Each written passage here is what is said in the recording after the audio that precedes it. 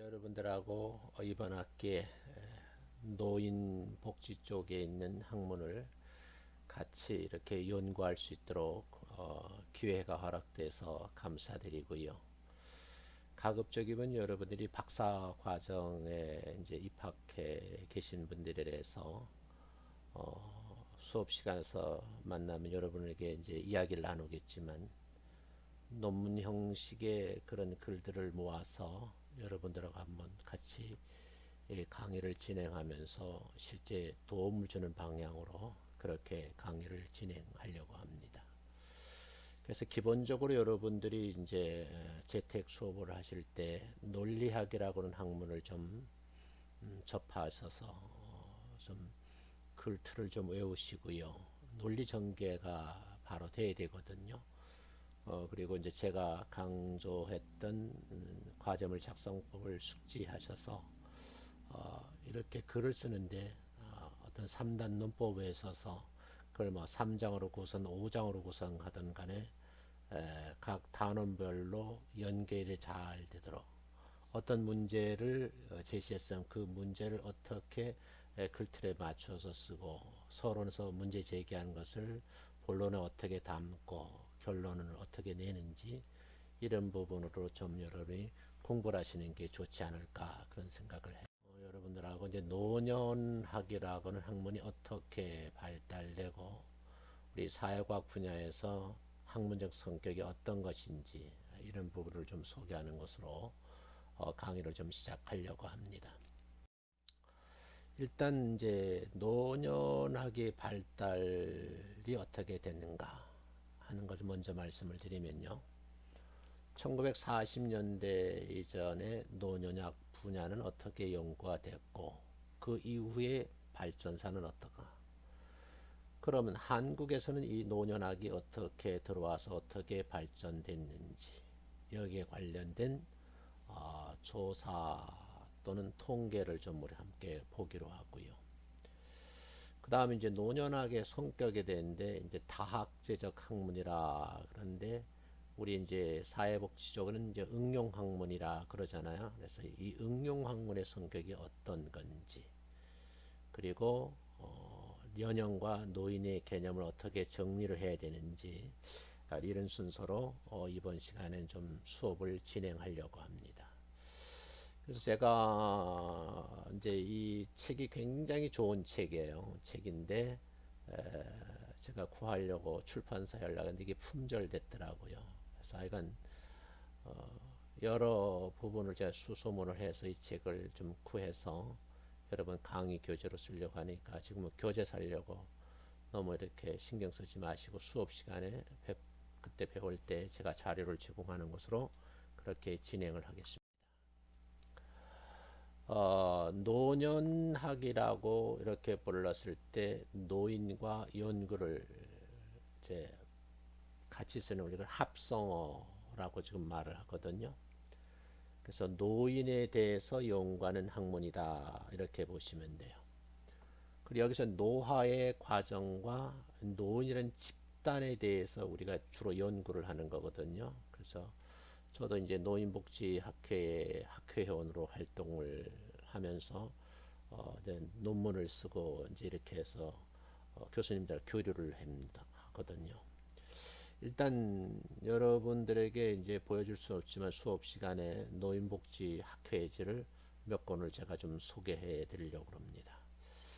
자, 1940년대 이전에 노년학은 어떻게 연구되었을까? 그래서 40년대 이전에는 노화에 또는 노년에 대해 관심이 많았어요. 그래서 죽음이라는 것이 도대체 뭘까? 어떻게 하면 장수할 수 있을까? 장수하면서 젊음을 어떻게 유지할 수 있을까? 그리고 우리가 나이가 많았지만 젊음으로 어떻게 돌아갈 것인가? 어떤 것을 먹어야지만 정말 불로불사할 수 있을까? 뭐 이런 것들요. 그래서 고대 신화라든지 성경 또 문학 작품에서 많이 나온 이런 내용들을 주로 이제 발췌해서 연구를 하기 시작했죠.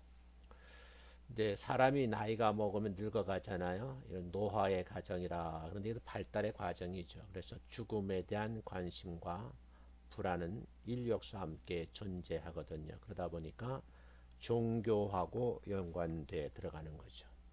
그러다가 이제 노년학이 학문으로 발전한 것은 1940년부터 급격하게 발전하게 됐다. 이제 그런 얘기입니다. 1940년대 이전 노년학을 좀 이제 보면 생물학 분야 중심으로 해서 죽음의 문제를 많이 다뤘어요. 그리고 오래 사는 것, 그리고 신체적 기능에서의 연령별 양상에 대해서 연구를 하게 된 거죠.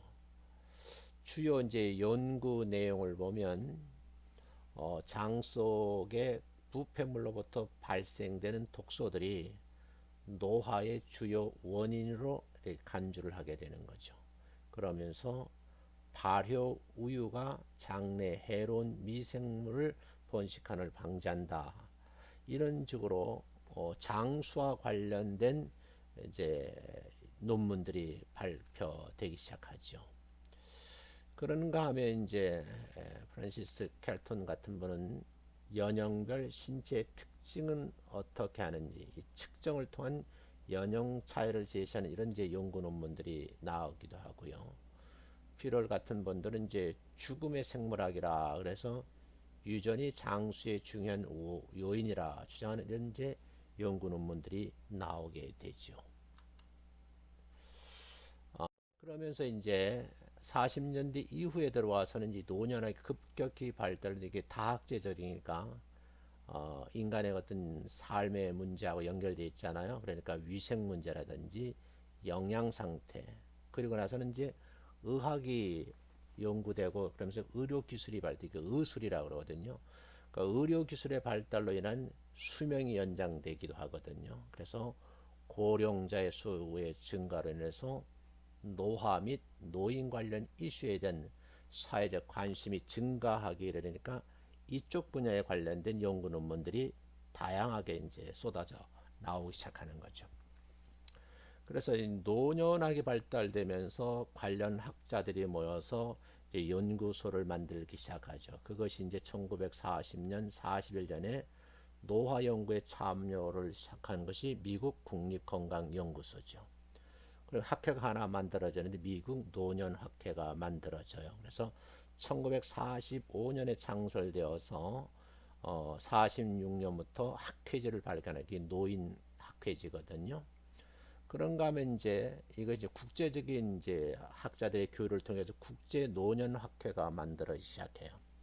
1950년에 창설되어서 4년마다 세계에 흩어져 있던 노년학을 연구하는 학자들이 모여서 대회도 열고, 그리고 거기서 모인 분이 다시 대륙별로 흩어져서 또 지역 학회를 만들고 이러다가 2005년에는 국제 노년 노인병 학회라고 이렇게 변경에 대해서 이제 존재하고 있고요. 그 다음에는 이제 미국 심리학회가 이제 노년학에 관심을 갖게 되죠. 그러면서 미국 심리학회가 1940년 후기에 노년 분과를 창설하면서 여기서 또 연구가 시작되는 것이죠. 그러니까 노인들의 심리 문제를 좀 다루는 이런 쪽으로 노년학이 좀 폭이 좀 넓어져 가는 거죠. 그러다가 이 학회가 이렇게 발전되기도 하고, 그리고 이제 국립노화연구소 또는 노인청이 만들어지는 이런 일도 생기고요. 1961년부터는 10년에 한 번씩 백악관에서 노인 문제 회의가 열리기도 하고 이제 이런 과정을 거쳐 가기도 하죠. 그 다음에 이제 미국은 이렇게 발전한 미국과 더불어서 세계적인 학자들이 모여서 활동을 받고요. 그럼 이제 우리가 이제 우리나라에서는 이 노년학이 우리 복지적이 어떻게 들어왔는가 하는 건데 1970년도 이후에 학문 분야로서 발전을 하게 되죠. 그래서 노인에 관련된 문제를 연구하기 시작했죠. 이때에 노화 과정 및 노인 집단에 대한 이해, 개인 및 사회적 노화 과정에 대한 연구, 이런 것이 이제 우리나라에 이제 도입이 돼서 시작하게 되죠.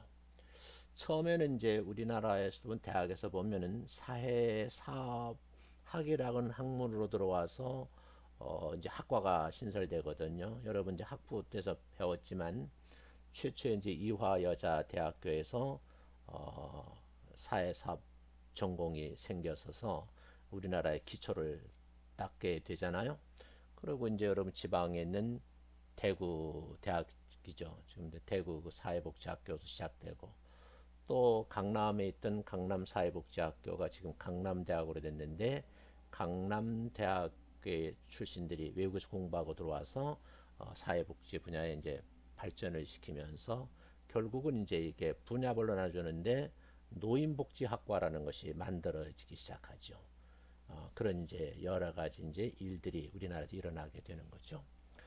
그런데 이제 이게 건강 문제와 관련이 많다 보니까 1968년에 대한노인병학회가 만들어지기도 하고 73년에 노인문제연구소가 설립이 되고 드디어 1978년에 한국노년학회가 발전을 하게 되죠. 그러면서 1998년에 한국노인복지학회, 2014년에 한국노년교육학회도 이렇게 만들어 시작하는 거예요. 그러면서 이제 한국노인과 학술단체연합회도 만들어지는 거죠. 그래서 1993년에 한국노년학회, 대한노인병학회, 한국노화학회, 한국노년, 노인병, 노화 연합학회가 이제 만들어지게 되고요.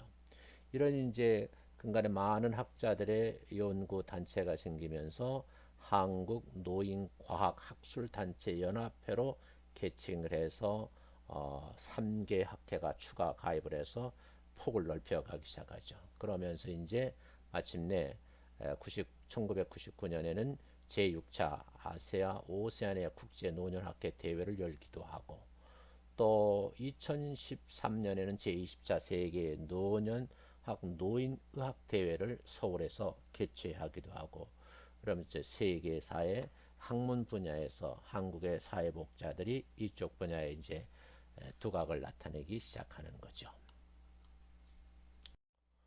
한국의 노년 관련 조사 및 통계 분야를 보면요. 전국 노인 실태를 조사를 하게 됩니다. 그래서 노인의 생활 현황이 어떤지, 이분들의 복지 욕구가 어떤 것인지 이런 것들을 이제 조사 연구하고 체계적으로 파악할 수 있는 자료를 이런 자료가 필요하다 이런 인식에 의해서 이런 이제 통계가 만들어지기 시작하죠. 1994년에 처음으로 실시했는데 2007년 노인복지법 제5제 법제화론에서 2008년부터는 매 3년마다 조사를 실시하죠. 그러고 나서 이제 마침내 고령화 연구 패널 조사를 하게 되네요. 그래서 여러분들이 이제 이 패널을 좀 다운로드 받으셔가지고 박사과정 공부할 분들은 이쪽 분야에 좀 관심을 가지셔야 돼요. 그래서 2006년 전국의 45세 이상 중고령자 1254명을 대상을 해서 종단 연구 조사를 시작하게 되죠. 이제 조사라면 종단 연구, 횡단 연구 이런 게 보셨잖아요. 그래서 종단을 했다 하는 것이고요. 그런 다음에 국민 노후 보장 패널 조사가 또 있었어요. 그래서 중고령층의 노후 준비 및 노후 생활 현황 자료 구축을 위한 종단 조사가 이루어졌다. 그리고 이제 2005년부터 만 50세 이상 개인과 경제 상황, 고용 현황 및 퇴직, 건강, 가족 관계, 노후 보장 현황 이런 다양한 분야의 연구들이 이루어져서 이것이 패널로 만들어지는 이제 그런 절차를 밟아갑니다. 자, 그러면서 한국의 노년 관련 조사 및 통계를 좀 보겠는데 2000년 고령화 사회 진입에 따라서 고령 인구에 대한 다양한 통계 수요가 증가하죠. 그러면서 2003년부터 통계청에서 매년 노인의 날에 맞추어서 고령자 관련 통계를 수집 정리해서 이것을 이제 이 분야에 연구하는 분들뿐만 아니라 다양한 계층에 연구하는 분들에게 이 자료를 이제 제공을 하죠. 그리고 인구 보건복지 등 각 분야 고령자 관련 통계를 수집하기도 하고 정리도 하고 분석하는 이런 이제 작업을 하게 이르렀다. 그래서 이제 우리나라 같은 경우 보면은 2000년도에 고령화 사회로 진입을 하죠. 그리고 2018년에 우리가 이제 고령 사회로 접어들고 2026년에 이제 초고령 사회로 접어들거든요. 그래서 여러분들에게 이제 제가 처음 수업에 들어가면 이 통계표 두 개를 여러분 드리고 한번 이걸 해석을 하는 방법을 여러분 들어가면 토론을 하고 이걸 어떻게 이해되는지 그리고 미래에 어떤 영향이 미치는지 이 부분을 첫 수업 주제로 삼고 좀 하려고 합니다. 그래서 여러분들 한번 나름대로 한번 연구를 하셨으면 굉장히 좋겠다 그런 생각을 합니다. 그 다음에 이제 노년학에 있어서 다학제적 학문이라 그랬는데 이 부분을 좀 설명하고 1교시를 마치려고 해요. 노년학, 노화의 가정 및 노인 집단을 주로 연구하고 다루는 학문이거든요. 그런 노화의 과정에 있어서 생물학적, 심리학적, 사회적, 문화적 측면에서 발생한 총체적 과정이죠. 우리가 이제 여러분들이 사회복지를 공부하면 중요한 말들이 있잖아요. 그게 뭐냐면 네 단어를 가장 많이 꼽으라고 하면 성장이란 말, 그다음에 성숙이란 말, 발달이라는 말, 학습이라는 말. 이건 한번 여러 노트 정리에 있어서 기본적으로 국어사전적 의미를 아셔야 되고 내가 전공하는 분야에서 이 용어를 어떻게 다루어서 해석을 하고 쓰고 있는지도 여러분이 연구를 좀 하셔야 돼요. 물론 제가 수업 시간에 얘기를 하겠지만 지금 이제 학교 안 오시니까 이 네 가지 단어를 좀 심도 있게 다루셔서 한번 페이퍼를 만드셨으면 좋겠어요. 발달, 성장, 또 성숙, 학습. 그러니까 우리가 말하는 국어 사전적 의미도 아셔야 돼요. 우리는 그러면 되겠어요. 이 똑같은 단어를 용어를 가지고 심리학에서는 어떻게 쓰고 있는지, 우리 사회복지학에는 이걸 어떻게 응용해 쓰고 있는지, 적어도 박사과정에 들어왔으니까 이런 분야는 좀 심도 있게 공부하실 필요가 있다 그렇게 생각합니다. 노화의 과정은 이제 이렇게 설명을 할게요. 그래서 시각, 청각, 저하 등 생물학적 측면의 변화가 어떻게 이루어지는지, 그 다음에 가족이나 직장 또는 타인과의 관계 등에 있어서 사회적 측면의 변화가 어떻게 이루어지고 있는지, 성인기 이후의 태도, 또 지능, 정서 이런 심리적 측면의 변화는 어떻게 이루어지고 가고 있는지, 앞으로 어떻게 또 적응을 해야 되는지, 그리고 어떻게 나이가 들어가는가에 대한 문화권별 차이는 어떤 것이 있는지 이런 측면을 이제 박사 과정에서 다루는 거예요. 그래서 노화 과정 이해를 위해서 의학이라든지 생물학, 심리학, 사회학, 가족학, 인류학 이런 여러 학문 분야를 포괄하는 다학제적 학문이기 때문에 다양한 지식을 여러분들이 받아들여서 우리가 말하는 노년학에서 연구가 돼야 되고 연구된 학문의 결과를 복지 쪽에서 어떻게 응용했을 것인가를 한번 깊이 생각을 해 보셔야 된다는 거예요. 꼭 여러분이 잊지 말고 그렇게 좀 연구를 하셨으면 좋겠어요. 그 다음에 이제 응용학문 성격이 강하다 그러는데 사회가 급변하죠. 발전하면서 수명이 점점 늘어나죠. 그러면 노인 집단 인구 규모가 증가를 하거든요. 그럼 여러분이 유엔에 정했는데 우리가 고령화 사회라 그럴 때는 노인 인구, 우리나라 말은 노인복지법에서는 65세 이상 노인인데 전체 인구분의 65세 이상 노인 인구 곱하기 100 하면 이제 프로테지가 나오잖아요. 그때 7%가 고령화 사회, 14%가 고령 사회, 20%가 이제 초고령 사회라 그러잖아요.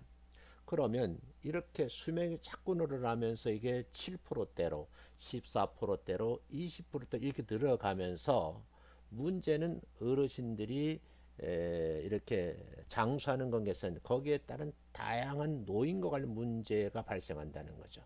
그걸 해결하기 위해서 우리가 어떻게 할 것인가 하는 실용적 입장에서 이제 연구가 되기 시작했다는 그런 얘기예요. 노화의 가정 이해와 노화 과정에 따라서 또 개인, 가족, 사회에 미치는 변화와 영향에 대해서 바람직한 방향으로 개입하는 응용적 학문 성격이 강하다.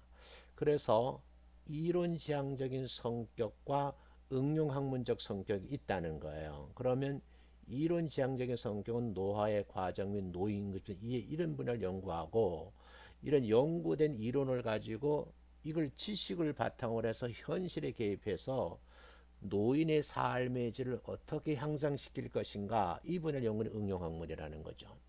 우리가 이제 학부에서 사회복지 실천을 배울 때 사회복지 실천의 궁극적인 목적이 뭐라 그랬어요?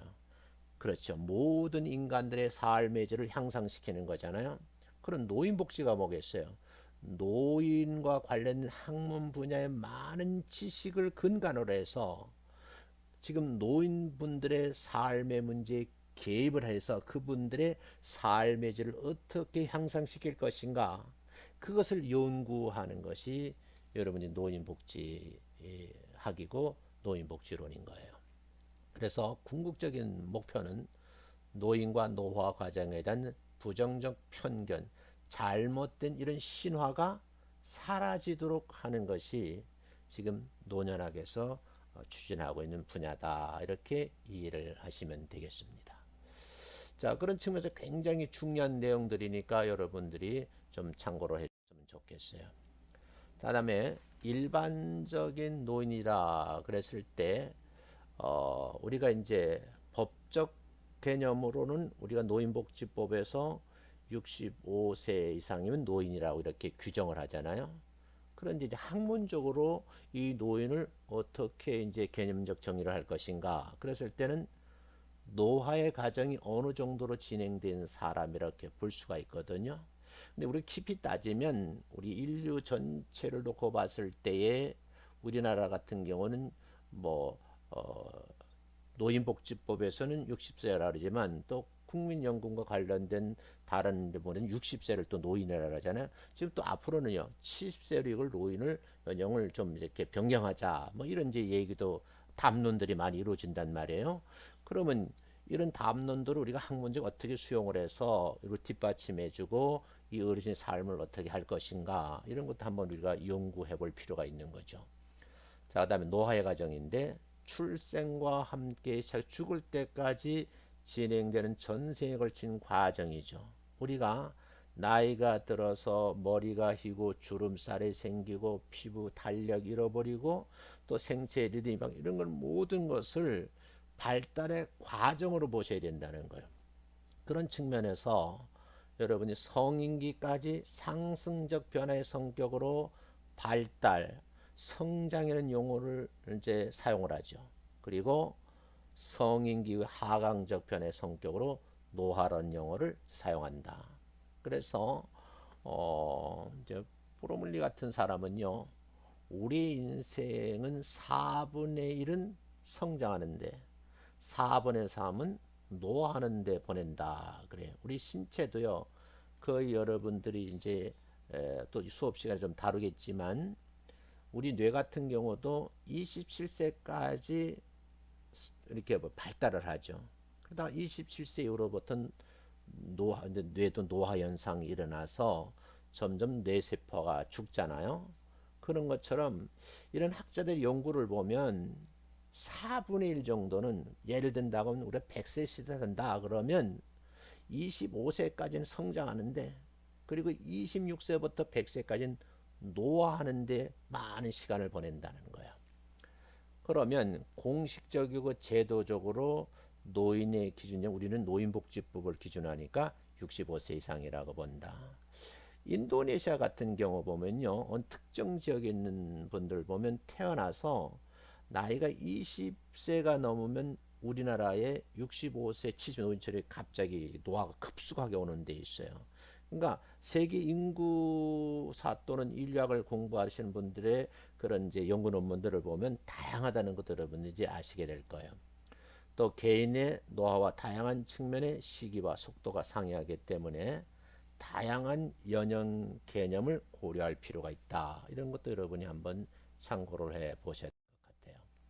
그래서 여러분들이 이제 다양한 연령의 개념인데 영연령법, 생물학적 연령, 사회적 연령 이렇게 정의를 내릴 수가 있다. 이런 거거든요. 그리고 심리적 영역, 주관적 영역, 기능적 영역 이렇게 다루기도 한다는 거예요. 그래서 여러분들이 연령과 노인의 개념을 어떻게 할 것인가 이 부분을 이제 다음 시간에 한 번 더 깊이 다루기를 좀 하고요. 오늘은 여기서 마치고 다음 시간에 뵙도록 해요. 일단 여러분들 이제 박사과정 입학하셔서 아주 훌륭한 교수님들로부터 강의를 많이 들어오셨어요. 저하고는 이제 지난 학기에 만나 뵌 분들도 있고 또 이번 학기 새로 뵙는 분들도 있는데 선배 교수님들이 닦아온 그런 학문적 그 기반 위에 제가 하나 하여간 벽돌 한 장 올려놓는 그런 마음으로 여러분들에게 도움이 되는 그런 강의를 진행하도록 그러게 하겠습니다. 제가 또 너무 열심을 푼다 보면 여러분들 이제 부담이 될 수도 있는데 수업 시간에 만나서 여러분들의 좀 삶의 얘기도 들어보고 어떻게 진행될까 이런 이제 좀 학문적인 얘기도 하고 개인적인 얘기도 하면서 수업의 내용을 좀 맞춰 가도록 그렇게 하겠습니다. 참 고맙습니다. 다음 시간에 뵙겠습니다.